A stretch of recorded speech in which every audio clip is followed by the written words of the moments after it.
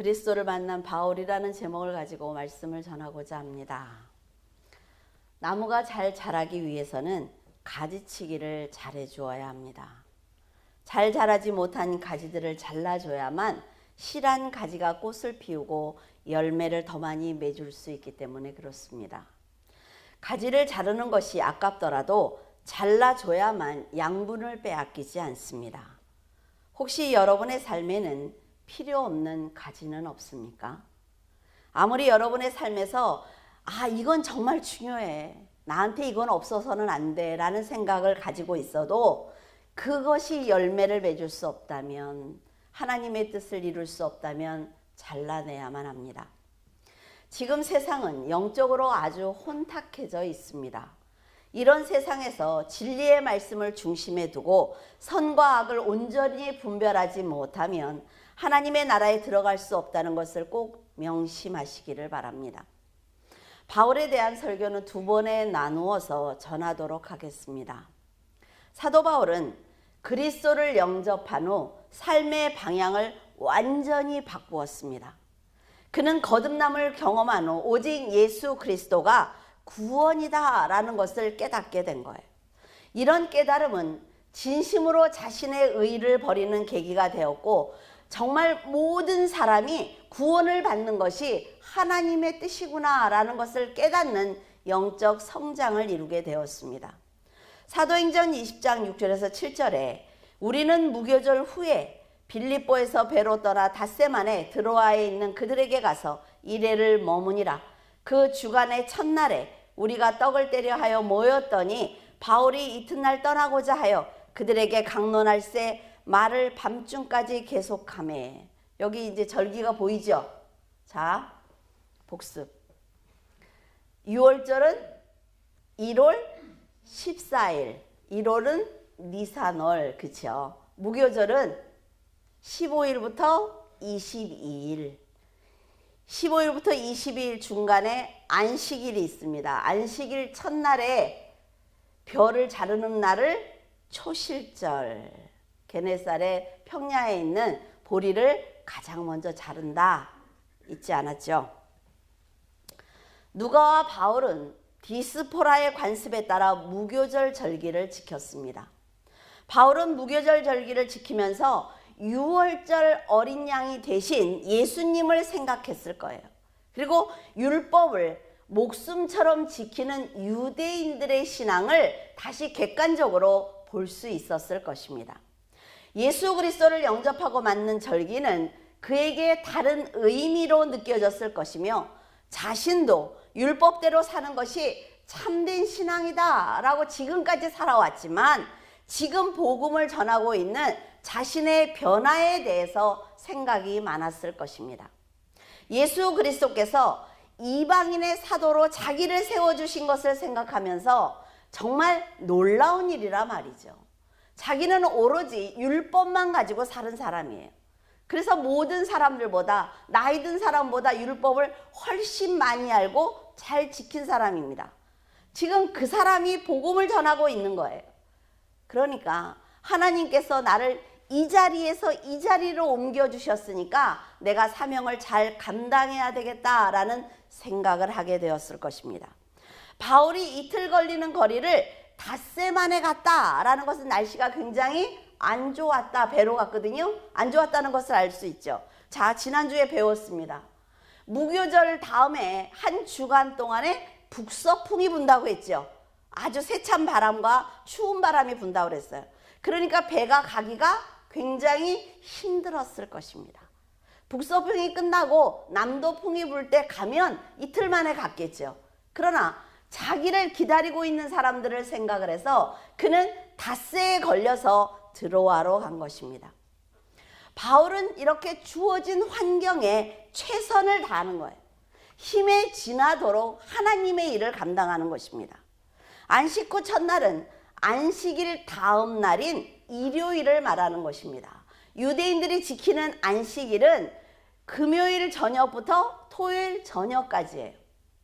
초대교인들은 처음에 유대인들과 같이 안식일에 모였어요. 그러나 이제 이 사람들의 상황을 보면 주일날 따로 예배를 드리는 것을 알 수가 있습니다. 바울은 다음날 드로아로 떠나야 되기 때문에 밤늦도록 강론을 했습니다. 다락방에는 많은 성도가 모였어요. 그래서 하루 종일 일하고 예배에 참석한 사람들, 그 사람들은 부자보다는 종들이 훨씬 많았습니다.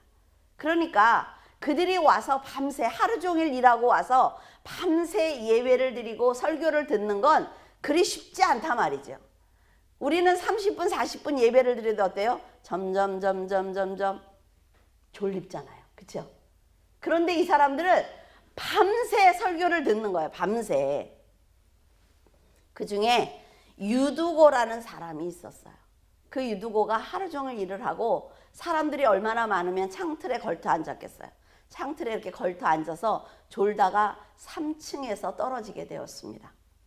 사도행전 20장에 3층에서 떨어진 유두고를 살린 그 사건을 보면 바울은 하나님께서 주신 놀라운 은사를 가지고 있었다는 것을 우리는 알 수가 있습니다. 누가는 그런데 왜 굳이 졸다가 창밖으로 떨어진 유두고 사건을 기록했을까요? 성경에 보면 이건 솔직히 좀 부끄러운 일일 수 있잖아요. 그렇죠? 그런데 굳이 이걸 기록했단 말이에요. 그러면 우리는 누가의 마음을 들여다봐야 되는 거죠. 누가가 이 사건을 기록한 것은 졸다가 창밖으로 떨어진 유두고보다는 그를 살린 사도 바울의 신앙을 자랑하고 싶어서, 꼭 전하고 싶어서 아마 이 사건을 기록하지 않았나라는 생각을 해보았어요. 누가복음과 사도행전을 쓴 누가는 의사입니다. 그러니까 아마도 유두고가 땅에 떨어졌을 때 누가가 가장 먼저 갔겠죠. 가서 만져보니까 죽었어요. 그러니까 의사로서 사망 판정을 내렸을 것입니다. 그러나 바울은 탁 앞으로 나서면서 하는 얘기가 아직 유두고가 살아있어. 그러니까 유두고는 하나님께 맡기고 자, 다시 예배를 드리자. 이렇게 한 거예요. 물론 유두고는 날이 새자 사도 바울의 말처럼 살아났습니다.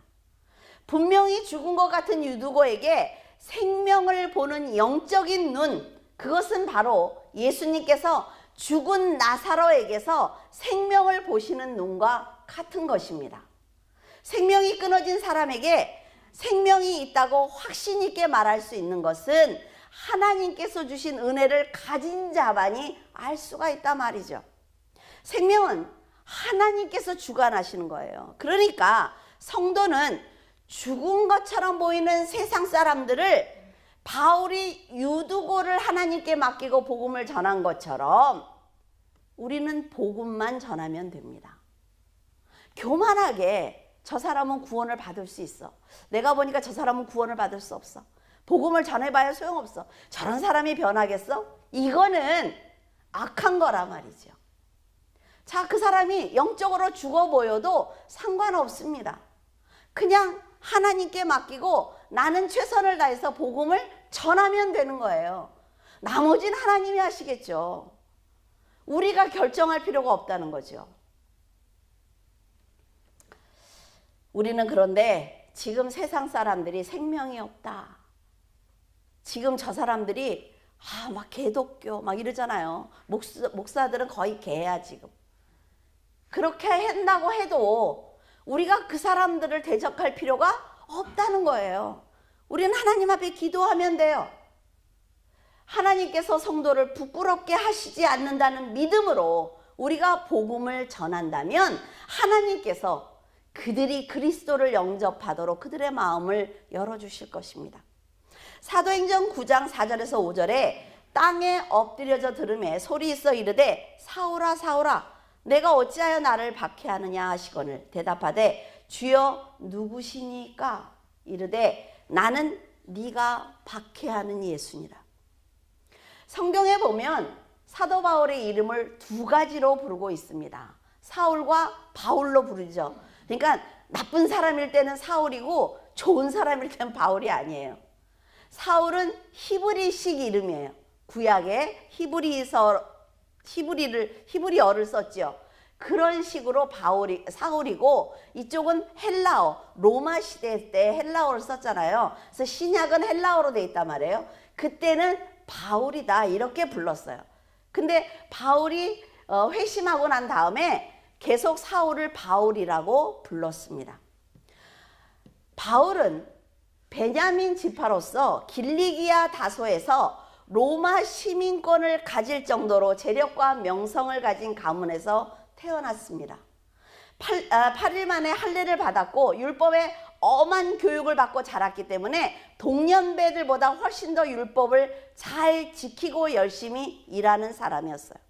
스데반 집사가 예수 그리스도의 대속의 역사를 자세히 전하는 것을 듣고도 그는 스데반이 돌에 맞아 죽는 것이 당연하다라는 생각을 했단 말이죠.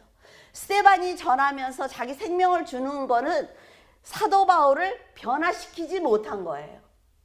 스데반이 죽으면서 주여 이 죄를 저들에게 돌리지 말아달라고 기도하자 사울은 예수를 향한 분노가 더 커졌습니다. 여러분들 나가서 전도 한번 해보세요. 막 교회를 욕하는 사람한테 그러지 마. 하나님이 얼마나 좋은 분인 줄 알아? 그럼 어때요? 뺨 맞게 생겼어. 그렇죠? 그 사람들은 더 분노한단 말이에요. 돌이키지 않아요. 그러나 훗날 자신이 스데반과 똑같은 고백을 하며 죽는다는 것을 그때는 몰랐던 것입니다. 사울은 스데반의 죽음을 진심으로 기뻐했어요. 이렇게 교회를 열심히 핍박하는 것이 하나님께 충성하는 것이다 라는 생각을 하면서 그리스도를 핍박하는 중심에 서 있었던 것입니다. 악한 일을 행하는 사람들은요, 자기가 악을 행하는지 몰라요. 왜? 나는 열심히 하는 거예요. 열심히. 악한 말도 그래서 더 열심히 하고 그 계획을 더 많이 세우고, 그런데 하나님이 보실 땐 악한 거라 말이죠. 그는 더 많은 그리스도인을 잡기 위해서 지금 다메섹으로 가고 있습니다. 어떻게 하면 더 많은 그리스도인들을 잡아서 그 그리스도교를 망하게 할까? 오직 그 생각뿐만 하는 것입니다. 그리스도인이 세를 확장할수록 유대인들은 기득권을 빼앗기기 때문에 사울은 마음이 급했던 것입니다. 그래서 핍박을 멈추지 않았어요. 사울은 율법을 공부한 바리새인이므로 선민이라는 긍지가 대단했습니다. 그래서 그리스도교가 감히 유대 민족과 예루살렘의 성전과 율법을 도전한 것처럼 보였기 때문에 그리스도인을 핍박하는 것이 하나님께 충성하는 길이다 라는 생각을 한 것입니다. 하나님의 이름조차 유대인들은 함부로 부르지 않았어요. 하나님의 이렇게 이름을 쓸 때 다시 붓을 빨고 일어나서 절을 하고 그 펜을 잡은 거죠. 그래서 또 하나님의 이름이 나오면 또 빨고, 이런 사람들이에요. 이런 사람들 앞에서 예수님께서 나는 안식일의 주인이야, 내가 하나님의 아들이야, 내가 성전이야, 이렇게 얘기했단 말이에요. 그러니까 유대인들이 분노해서 그를 죽인 거예요. 우리가 유대인들이 예수님을 십자가에 죽인 그 분노를 생각하면 지금 사도 바울, 이 사울의 그 분노를 이해할 수가 있습니다. 다메섹으로 가던 그때 하늘에서 강한 빛이 비추면서 나는 네가 핍박하는 예수인데 어찌하여 나를 괴롭히느냐라는 음성이 들려왔습니다. 왜 이토록 집요하게 내 성도들을 핍박하는 거야? 라고 물으시는 거죠. 하나님을 향한 충성심으로 다메섹으로 달려가고 있는 사울에게 강한 빛과 음성으로 나타나신 그리스도는 사울에게 아주 큰 충격이었을 것입니다. 강한 빛과 말씀에 놀라서 정신이 없던 사울은 성으로 들어가라는 그리스도의 말씀을 듣고 눈을 탁 떴는데 아무것도 보이지 않는 거예요. 그리스도인을 핍박하기 위해서 달려가던 그가 자신을 높여주던 그 세상조차 이제는 볼 수 없는 육의 눈이 감기고 만 것입니다. 예수 그리스도의 강한 빛이 탐욕스럽던 그의 눈을 감아버렸습니다. 율법에 매여있던 그의 눈을 감겼으며 성도를 핍박하던 악한 사탄의 종의 눈을 감겨버린 것입니다. 이때 자신을 잡으러 오던 사울이 소경이 되었다라는 소식을 그리스도인들이 들었을 것입니다. 그럴 때 얼마나 기뻤을까요? 역시 하나님이야. 하나님께서는 우리를 버리지 않아 라는 생각을 했겠죠. 근데 여러분, 이 생각만 하면 그릇이 고만해. 자, 사울이 출발을 했어요. 자, 나를 잡으러 와. 오면 보고 있어야 되는 거예요. 어느 길로 올까? 그 사람이 어떤 마음을 갖고 올까? 계속 보고 있어야 됩니다. 그리고 기도하고 있어야 되죠. 그런데 오다가 하나님의 음성을 만났어요. 그 사람이. 그럴 때 와, 내가 안 잡혀가니까 좋아. 이러면 그것밖에 안 된단 말이에요. 하나님이 이 사람에게 왜 이런 역사를 하셨는지, 그러면 이 영향은 나에게 어떻게 미칠 것인지, 이제 내가 어떤 자세로 하나님을 섬겨야 하는지, 내가 사도 바울이 변화되었을 때, 사울이 변화되었을 때 나는 그를 어떻게 만나야 될 것인지, 내 신앙이 변하지 않으면 하나님의 기적은 기적이 아닌 것입니다. 무슨 말인지 알겠죠? 그래서 성도들은 전체를 볼 수 있어야 돼요. 어떤 사건이 일어났을 때 내가 그 중심에 서서 360도를 볼 수 있어야 그 사람은 성장해요. 그런데 내가 원하는 것만 보면 그 그릇밖에 안 된다는 거예요. 이거를 통해서 다음에 10년 뒤에 일어날 일을 계단을 만드는 거예요. 이게 계단을. 그래서 만들어서 올라가야 되는데 여기서 그래 어머 좋아 하나님이 나한테 이렇게 하셨어. 이러면 나는 항상 이 밑에 있단 말이죠. 전체를 보는 눈을 항상 키워야 돼. 항상. 그래서 성도들은 이 사건을 통해서 하나님의 놀라운 역사를 경험했지만, 그렇게 역사하시는 그 하나님과 동행하면서 내가 과연 어떻게 살아낼 것인지 믿음으로 성장해야만 그 사람은 사도 바울처럼 하나님이 더 많은 사명을 맡겨주시는 것입니다. 사울은 자신에게 힘이 되었던 세상과 하나님을 향한 신앙조차 붙들 수 없는 어둠 속에서 많은 생각을 했을 것입니다. 얼마나 두려웠을까요? 갑자기 눈을 떴는데 아무것도 안 보여. 정말 예수 그리스도가 살아계신다는 것이 사실이라면, 내가 핍박하러 죽이러 가는 이 사람들이 믿는 예수 그리스도가 정말이라면 어떻게 할까? 나는 과연 무엇을 위해서 충성을 했나? 생각해야죠. 무엇을 위해서 그리스도인들을 핍박을 했는지 만감히 교차했을 것입니다.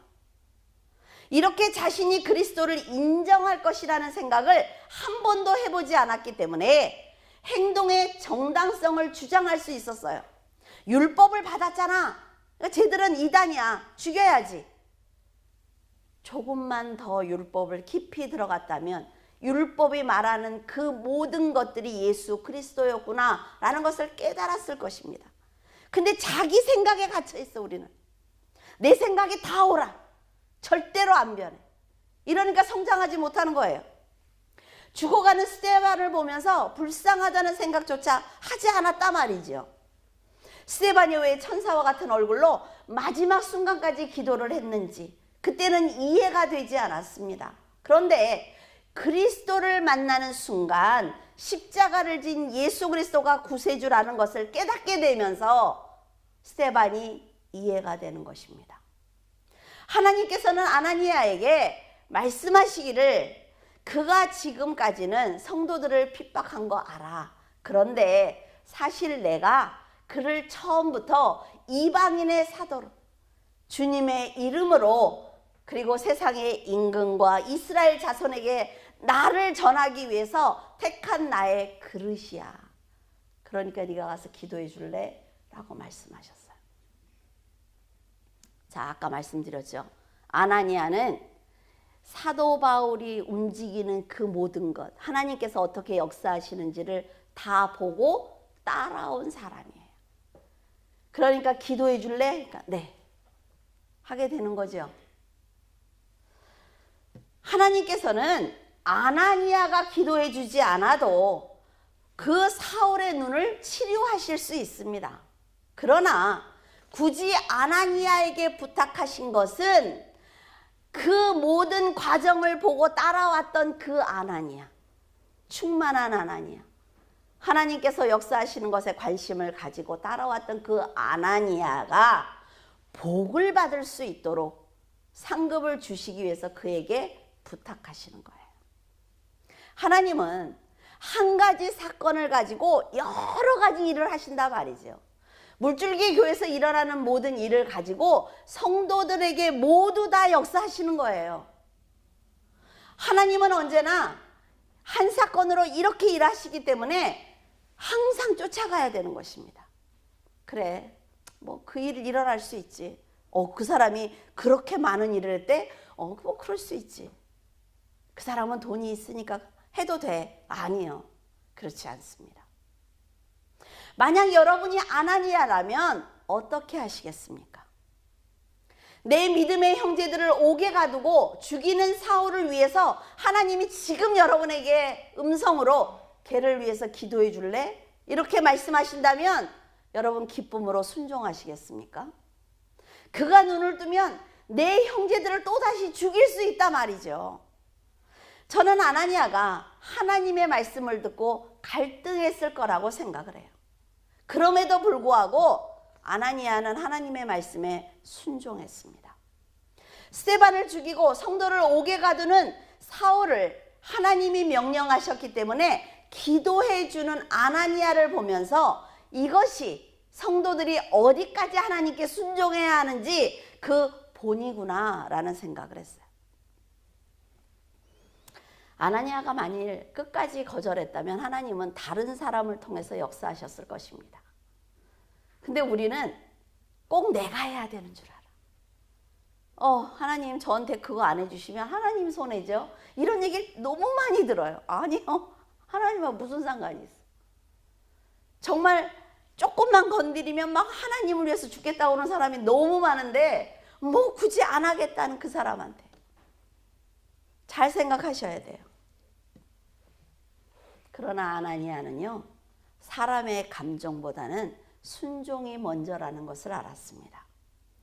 훗날 사울이 복음을 전하는 것을 보면서 아나니아는 하나님은 역시 인간이 보시는 눈과 다르구나 라는 것을 깨달았을 것입니다. 하지만 우리는 여기서 인간으로서 이해하기 힘든 하나님을 보게 됩니다. 스데반이 돌에 맞아 죽을 때까지 끝까지 배신하지 않는 그 귀한 믿음을 보시고 보좌에 서서 그를 맞이하셨던 하나님은 우리가 알고 있는 하나님이에요. 맞아, 하나님은 그러신 분이야. 우리 알고 있죠? 그러나 스데반을 죽이고 교회를 핍박하던 그 사울을 부르시고 또 그를 성도로 하여금 치료하게 하시는 하나님은 우리가 이해하기가 힘이 듭니다. 스데반처럼 예수 그리스도를 위해서 생명을 아끼지 않는 성도들을 죽인 사울을 부르시고 치료하시는 이 하나님을 여러분은 이해하실 수 있겠습니까? 악한 사울과 같은 자를 이방인의 전도자로 사용하시려고 했으면 스데반을 죽이지 않으면 되죠. 사울을 바꾸는 것보다는 스데반을 죽이지 않고 스데반한테 너 이 일 좀 해줄래? 그러면 그가 훨씬 더 잘했을 것 같아요. 그런데 하나님은 그렇게 하지 않았단 말이에요.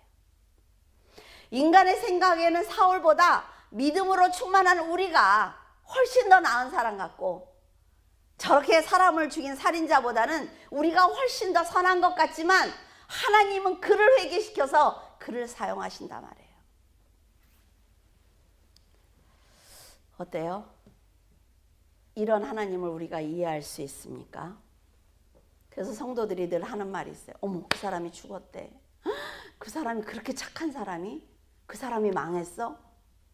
용납하지 못한단 말이죠. 착한 사람이 왜 죽어? 그렇게 선한 사람이 왜 망해? 이해하지 못해요. 우리는 선한 사람과 믿음이 있는 사람은 무조건 잘 살아야 된다는 생각을 갖고 있어요. 건강해야 된다는 생각을 하죠. 원하는 대로 문제가 다 해결되어야만 믿음이 있다고 생각을 해요. 만약 이 기준에서 벗어나게 되면 그 사람이 죄가 있기 때문에 그 사람이 하나님께 징계받은 거야. 이런 생각을 한단 말이에요. 아니요. 하나님이 주시는 이 복을 향해서 가는 과정에서 일어나는 일이에요. 이 과정에서 넘어지기도 하고 바로 서기도 하고 달리는 것도 배우고, 아, 여기 가면 물이 있구나, 물도 떠먹는 걸 배우고 배우는 거예요. 근데 밖에서 볼 때는 왜 저 사람 물도 없어? 저 사람 왜 저렇게 고생을 해? 이런 생각을 한단 말이에요. 하나님이 여기를 향해서 달려가게 하시는 그것에 대해서 전혀 관심이 없습니다. 그러나 사람의 생각대로 일하시는 하나님이라면 저와 여러분은 절대로 구원받을 수 없습니다. 여러분 그렇게 잘하십니까? 천국에 갈 정도로 여러분 그렇게 선하세요? 우리의 생각대로 하나님이 일하시지 않기 때문에 우리가 구원을 받을 수 있는 거예요. 저와 여러분은 스데반이 돌에 맞아 죽을 때 옆에서 조롱하던 사람들입니다. 그런 사람들을 하나님이 불러서 눈을 멀게 하고 음성을 듣게 하고 회개하게 하고 귀한 믿음의 성도들을 만나서 말씀을 또 듣고 전하게 하고 이러면서 우리를 만들어 가시는 거예요. 사람은 천지를 창조하신 하나님, 선악과를 먹는데도 말리지 않는 하나님, 자기 백성을 430년 동안 종살이를 하도록 하신 하나님, 아들로 하여금 십자가를 지고 죽게 하신 하나님을 절대로 이해할 수 없습니다. 그래서 구원은 온전히 하나님의 주권이므로 우리는 어떤 사람의 구원이든 절대로 판단해서는 안 됩니다. 이 비밀을 알고 있는 아나니아는 하나님의 명령에 순종한 것입니다. 그것이 자기가 구원받은 자기가 용서받은 자기가 해야 될 일이다 라는 생각을 한 거예요.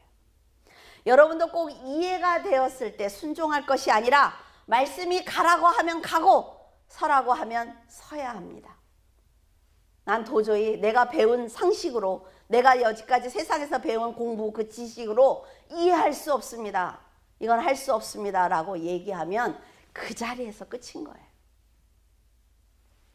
사울은 다메섹에서 그리스도를 만났고 아나니아를 통해서 눈이 밝아지자 그리스도께서 살아계신 하나님이라는 확신이 들었습니다. 바울은 지금까지 예수님에 대해서 잘못 알고 있었지만 그리스도를 직접 만나자 예수 그리스도를 영접하는 데 조금의 망설임도 없었어요. 율법을 철저히 지키는 것이 믿음이라고 생각했던 바울이 그 율법을 완성하신 분이 그리스도라는 새로운 믿음이 생기자 살아도 죽어도 오직 주님을 위해 살겠다라는 결단을 한 것입니다. 이런 다짐은 폭군 네로가 그리스도교를 탄압할 때 네로의 후궁들을 전도하려고 했던 사도 바울이 죽임을 당하는 그 순간까지 이어진 것입니다.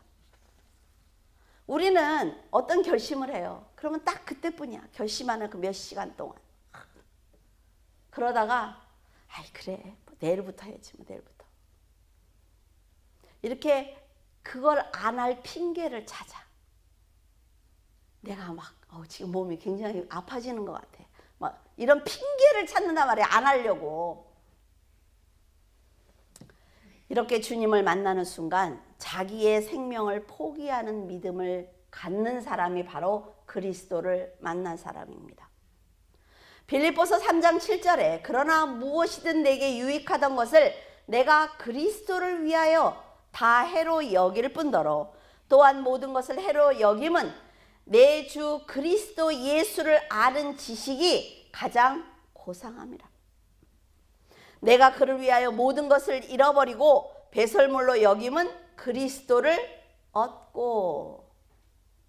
자, 거꾸로 가면 예수 그리스도를 얻으면 모든 것을 배설물로 여기는 사람이 된다라는 얘기예요. 지금은 믿음으로 거듭난 바울이지만 그는 세상적으로 너무나 많은 것을 소유하고 누린 사람이기 때문에 그것부터 끊는 훈련을 시작했습니다. 그리스도를 믿으면 성화되어야 하는데 인간적으로 즐기고 의지했던 쾌락이나 습관이나 사람이나 환경을 끊는 노력부터 시작한 것입니다. 쉽지 않다 말이죠. 여러분 절대로 쉽지 않습니다. 세상에서 힘이 되었던 부모와 형제가 그리스도인이 된 바울을 용서하지 않았습니다. 그러니까 지금까지 자기가 누렸던 그 물질과 권세, 명예, 자기의 자존심까지도 이제는 영원히 누릴 수 없는 거예요. 그럼에도 불구하고 그는 그런 것들을 다 배설물로 버린 것입니다.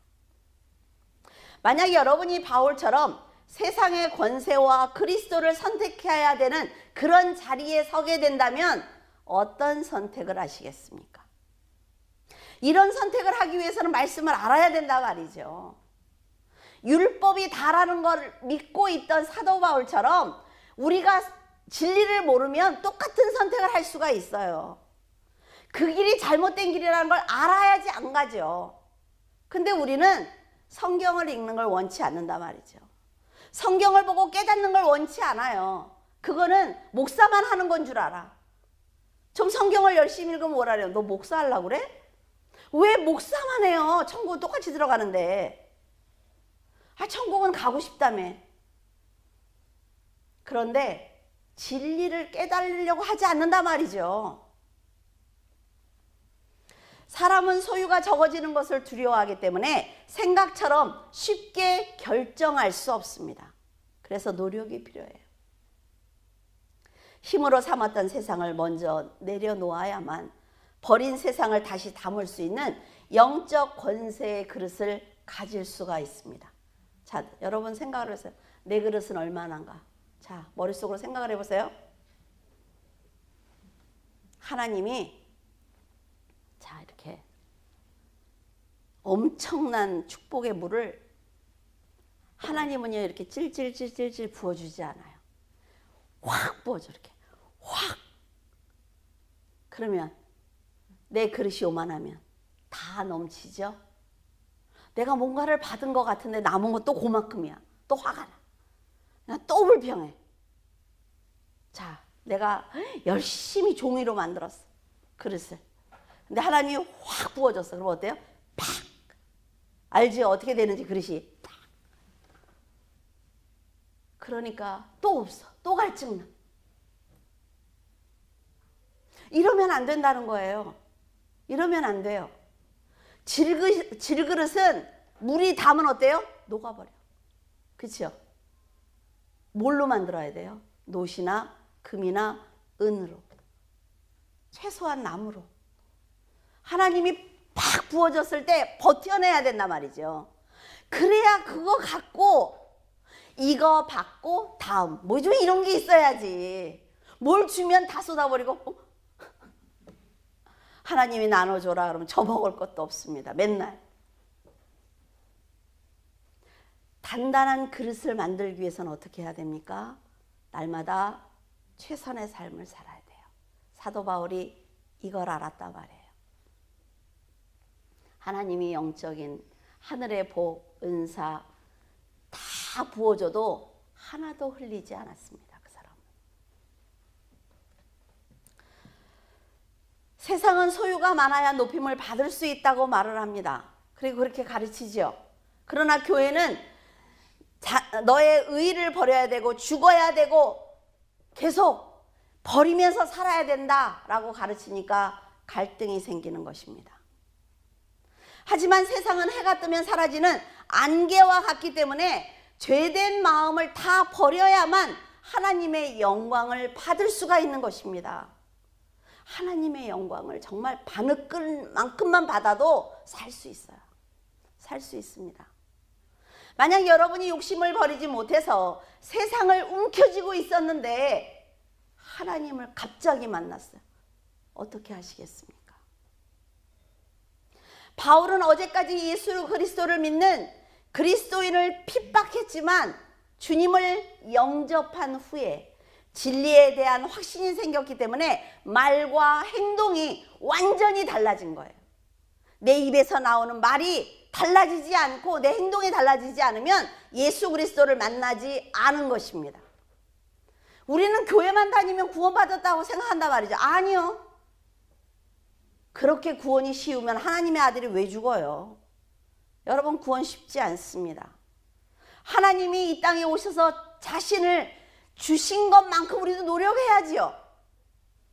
우리가 죽지는 못해도 노력은 해야 되는 것 아닙니까?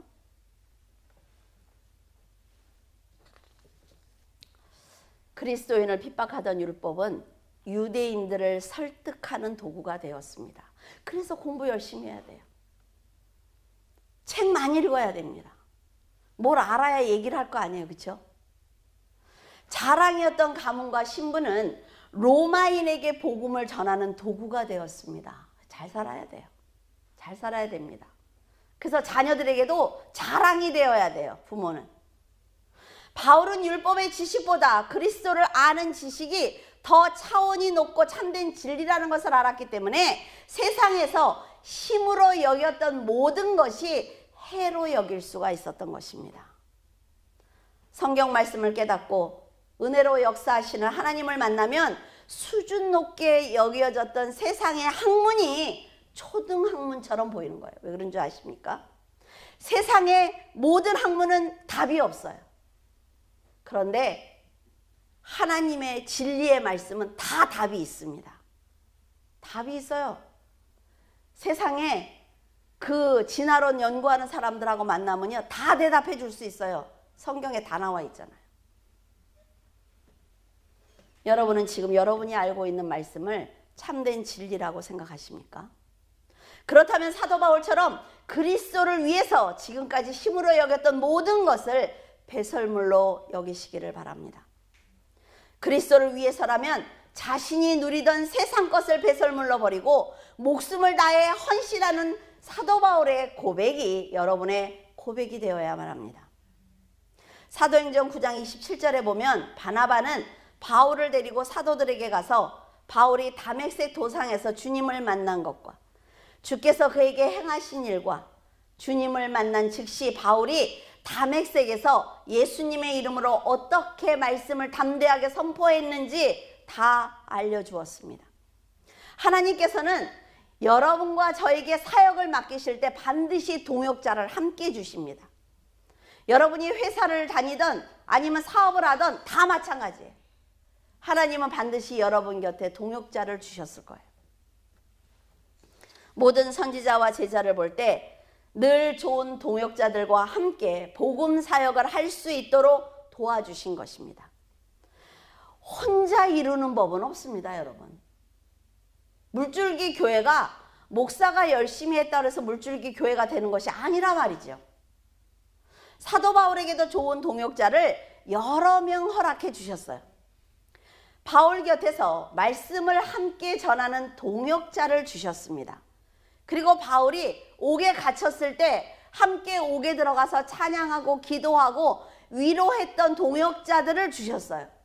그리고 눈이 아픈 바울에게 눈을 주겠다는 동역자를 주셨습니다. 바울이 말씀만 전하도록 물질적으로 평생 도운 동역자들이 있었어요. 바울이 복음을 전하는 사역자로 거듭날 수 있도록 도움을 준 사람 중에 바나바가 있었습니다. 그 동역자 중에 바나바가 가장 좋은 인격을 가진 것 같아요.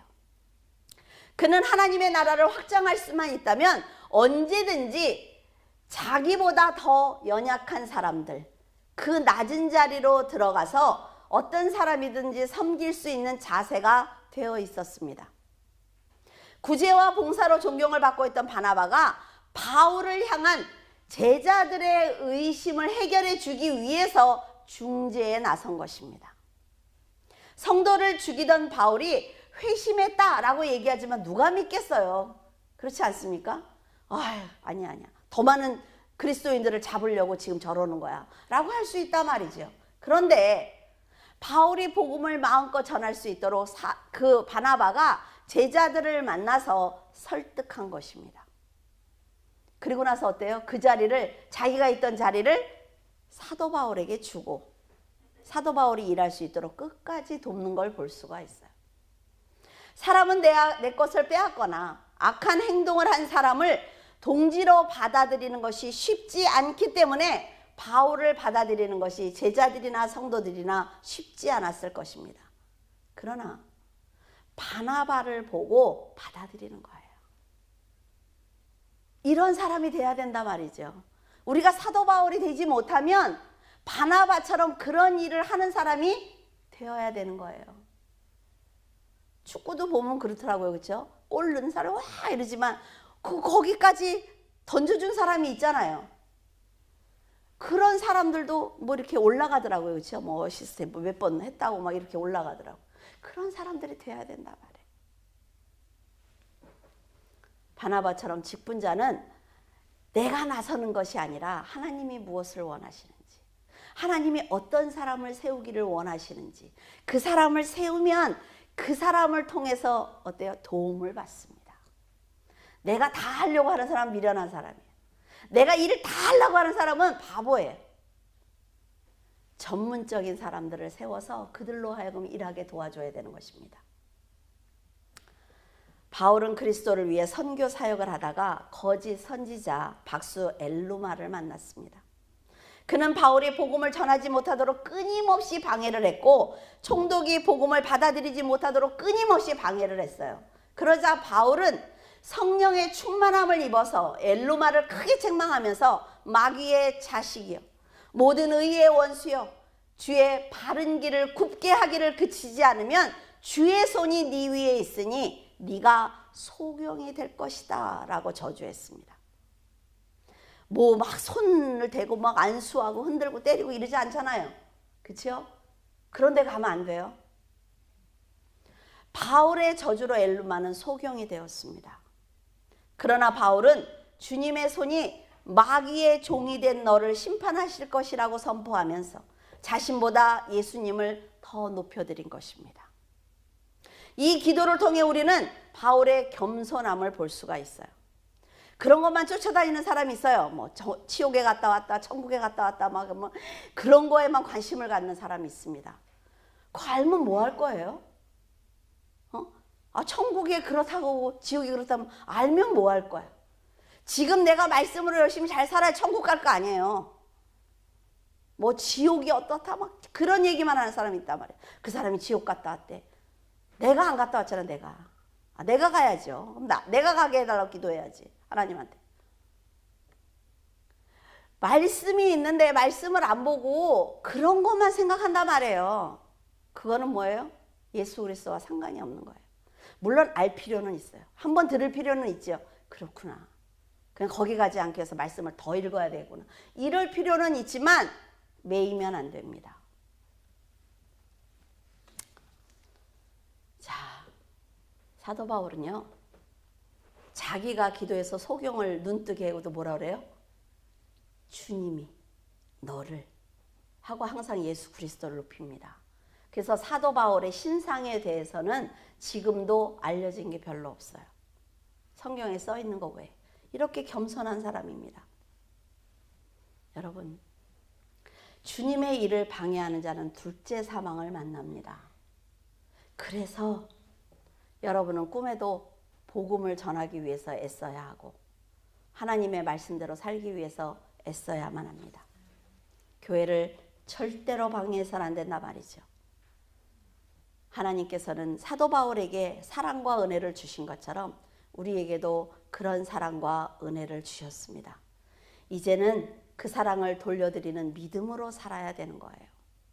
이렇게 한결같은 사랑으로 보호하시는 주님을 위해서 여러분 살아가면서 하늘의 은혜를 더 많이 받으시기를 바라며 사도 바울처럼 끝까지 달려가시기를 바랍니다. 기도하겠습니다. 사랑에 충만하신 하나님 은혜를 감사를 드립니다. 아버지의 놀라운 역사를 저희들이 어찌 알겠습니까? 그저 하나님을 쫓아가면서 네가 착한 일을 했으니 사탕 하나 먹으라고, 네가 다리가 아프겠으니 내가 안아주겠다고 사랑을 베푸는 아버지처럼 우리의 하나님은 그러신 분입니다. 아버지의 뜻대로 살지 못해도 아버지처럼 성장하기 위해서 애쓰고 힘쓰는 저희들을 바라보시며 조금만 더 가면 네 키가 성장할 것이고 네 몸이 더 커질 것이고 나를 이해할 수 있을 것이라고 기다려주시는 분이 바로 하나님 아버지이십니다. 그것을 알기에 저희들 오늘도 하나님의 이름을 부릅니다. 하나님, 저희들이 사도 바울처럼 복음을 전하다 순교하지 못할지라도 아버지의 이름을 위해서 오늘 하루를 살고자 합니다. 아버지 하나님께서 이 험한 세상을 기억하시고 아버지의 이름을 부르며 예배드리는 모든 성도들에게 하나님 악한 병이 근접하지 못하도록 막아주시옵소서. 고센 땅에 하나님 10가지 재앙이 임하지 못했습니다.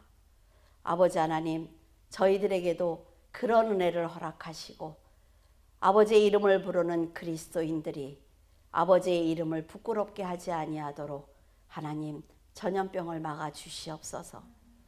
예배가 그치지 아니하도록 도와주시고 찬양이 그치지 않도록 도와주시며 악한 자들의 모든 계획을 무산시켜 주셔서 오직 하나님의 이름만이 이 땅에 널리 퍼질 수 있도록 도와주시옵소서. 저희들에게 하나님 아버지 땅에 떨어진 저희들의 권위를 세워주시고 더 많은 사람들에게 입을 열어 복음을 전할 수 있도록 하나님 환경을 만들어 주시옵소서. 요한계시록을 보면 마지막 때로 가고 있지만 하나님께서 허락하시는 충만한 때가 반드시 올 줄로 믿습니다. 그날을 위해 더 준비하게 하시고 기뻐하게 하시며 하나님 더 큰 소리로 찬양하며 오직 복음을 전하는 그리스도인으로 살아갈 수 있도록 도와주시옵소서. 성도들을 지켜주시고 가정을 지켜주시며 시험을 앞두고 있는 고3들 하나님 아버지께서 건강을 지켜주시어서 지혜와 명철함으로 하나님 아버지 기쁜 소식을 들을 수 있도록 아버지 하나님께서 축복하여 주시옵소서. 주님께서 함께 하심을 감사하며 우리 주 예수 그리스도 이름으로 기도드립니다. 아멘.